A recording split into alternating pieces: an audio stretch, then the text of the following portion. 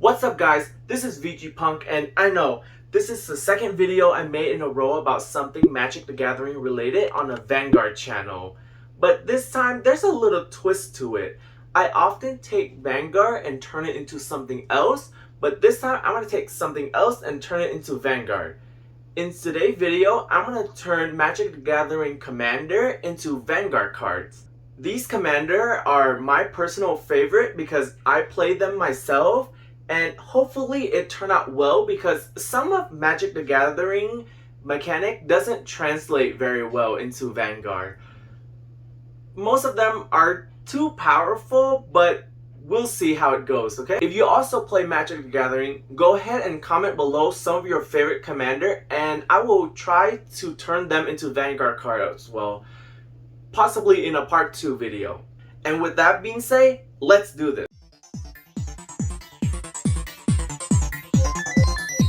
So the first Commander we're going to talk about is my absolute favorite, and that's Cathero, Aspect Warper. And you probably know why I like this card. It looked very similar to a lot of Mega Colony card, and it have that zombie vibe to it as well, so it fit perfectly in a Stortkeya deck. I'm going to read the effect of some of these Commander, and if you don't understand Magic the Gathering wording for effects, it's alright. Just follow along, and when I turn it into Vanguard card, maybe you get it then. So for Cathero, when it enters the battlefield, I can put a flying counter on any creature I control if a creature card in my graveyard have flying as well. I repeat this process for First Strike, Double Strike, Death Touch, Hexproof, Indestructible, Lifelink, Menace, Reach, Trample, and Vigilance.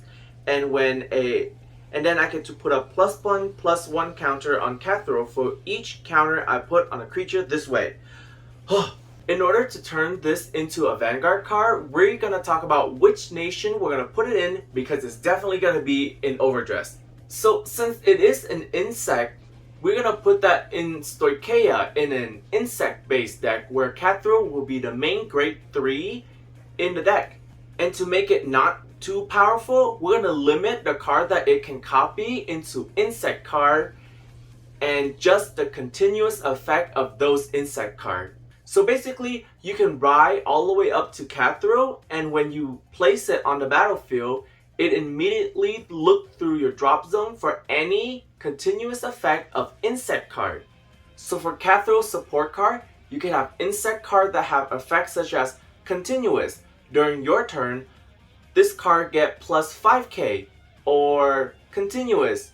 During your turn, when this card attack, it can attack the entire column instead of just the front row. This way, you can have a lot of effects stacked onto Cathero without having the text box completely fill the card. And it's also a great way to give support to Cathero based deck in the future by just giving us more support for insect with continuous effect. Moving on to my next favorite Commander, it has to be Otrimi, the ever playful. This is some kind of dinosaur beast creature, and I think one of the best plays to put it in is actually Dark State, not Stortkeya. The reason why is because the mechanic I'm going to give to it is a soul based mechanic, so it fits better in Dark State than Stortkeya. So for Otrimi, it have the mutate state, which is basically riding up in Vanguard. So we don't have to worry about that part of the effect. So for Otrimi's effect, it have trample. Whenever this creature deal combat damage to a player, return target creature cards with mutate from your graveyard to your hand. That effect doesn't mean much to us since we don't use anything called mutate or any mechanics similar to mutate. Our mutate is basically just riding up to grade 3. So to translate that into Vanguard, I think I'm just gonna have it on hit, pay some kind of cost, and add a card back to your hand from the drop zone. Mutate is a mechanic where you can cast this card for the mutate cost, and it go over or under a target non-human creature I own, and they mutate into the creature on the top plus all the ability from under it. So if you understand that, it's actually something we already have and is Evil Bishop Castile. So it's just gaining effect from the card that's in its soul basically. In order to not turn Otrimi into Castile 2.0 for the overdress, we're just gonna limit its copying ability to Nightmare Beast, and specifically the auto effect of Nightmare Beast. That way, like Cathero, we can give it support in the future without completely breaking the card. Moving on to the third commander, and this is a pretty recent addition to my favorite list, and it's actually also from the Strixhaven set that's just came out for Magic the Gathering, and it's Gala Set Prismari. I pulled this card from a random pack, so I was pretty happy with it. It's freaking $20 right now, so I was surprised. So Gala Set Prismari have flying, and when it enters the battlefield, you create a treasure token. And artifacts you control have tap, add 1 mana of any color, spend this mana only to cast instant or sorcery. If overdress didn't exist, this would have been a terrible skill to translate into Vanguard, but since overdress does, and we have set order, it's easy peasy. So for this colorful dragon, we can have one of its skill be auto, on place, search your deck for a set order called, I don't know, Prismari command, and place it in the order zone. And its second effect could be something to do with those order in the order zone. A good second effect that could complement the first one would be something similar to Barra Magnus that we already see, but instead of soul, we just check how many order there are. So it's like a fusion of Barra Magnus and Orpheus then. So it could be auto, on attack, counterblast 1, soul blast 1, gain these effects based on how many set order you have on the order zone. 1 or more, plus 5k to 2 units. 2 or more, draw 2 card. 3 or more, at the end of the battle, call 1 card from your hand onto the front row unit. And 4 or more, at the end of the battle, I don't know, do something amazing. Maybe restand the card or something. This one might be a little bit difficult to give support to in the future, but maybe adding more cards that help draw and dig through the deck can help find those order cards so that you can play it earlier, so that you have 4 order ready to go when you play Prismari. Alright, moving on to the fourth one. And this commander used to be in the same deck as Cathero, but I end up taking it out and just make it its own separate deck. And it's Tayam Luminous Enigma. So the effect of Tayam is each other creature you control enter the battlefield with an additional vigilance counter on it.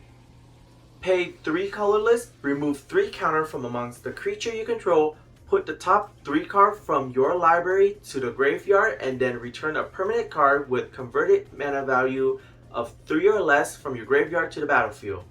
So that is actually a lot to take in, but it's really easy to translate that into Vanguard. It fit perfectly in Storkea because it's a beast and it do some kind of milling and revival effect, which fit in Grand Blue, which is technically part of Storkea now. So to translate Tayam first skill, we don't have anything in Vanguard that represent a counter, so what we can do is just bind card from the drop zone for every single unit that we call onto the field.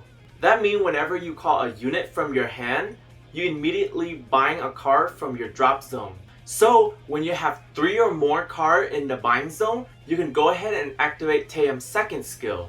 It is act once per turn, counterblast 1, soul blast 1, and discard a card from your hand. You can pick up to 3 cards from your bind zone and put it back into your drop zone, and then mill 3 cards from your deck. You may call a grade 3 from the drop zone back onto the battlefield. It's pretty simple. You could just have some kind of revival deck that is based on grade 3 revival. Alright, the last commander that I'm gonna talk to you guys about today is called Raynard the Ever Watchful. His effect is Flying, Vigilance, and the first card you foretell each turn costs 0 to foretell. And whenever you exile one or more card from your hand and / or permanent from the battlefield, create a 1/1 creature spirit token with flying. So you've seen Zorga with his Alchemy Magic, which uses order card. But for Raynard, I want it to be completely filled with order cards and no creature besides the one that's in the Rye deck. The order cards that the Raynard base deck gonna play have this special little thing where they can be activated when they are buying. So to translate Raynard's effect into Vanguard terminology, the first effect will actually be act once per turn, counterblast 1, buying an order card from your hand to the buying zone, and that order card could become a blitz order. So that way you can use it during your opponent's battle phase, which it also makes this deck one of the most interactive decks. And to complement the first effect, the second effect of Raynard will be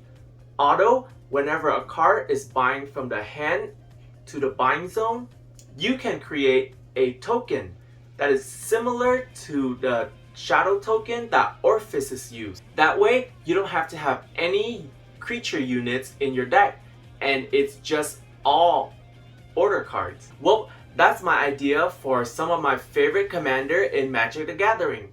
Turning them into Vanguard card doesn't seem to be as hard as I thought it would be, so maybe we can continue these series in the future. Go ahead and comment some of your favorite commander, and I will make another video making those cards into Vanguard cards. Hopefully up to your expectation, but hey, it's better than nothing. That's all I got for you guys today. I'm still pretty excited about Strixhaven, so you're gonna see me do a couple more videos like this in the future. But since overdress is right around the corner, you probably gonna see some box opening as well. Stay tuned for that, okay? Take care of yourself, and I'll be seeing you real soon, my love.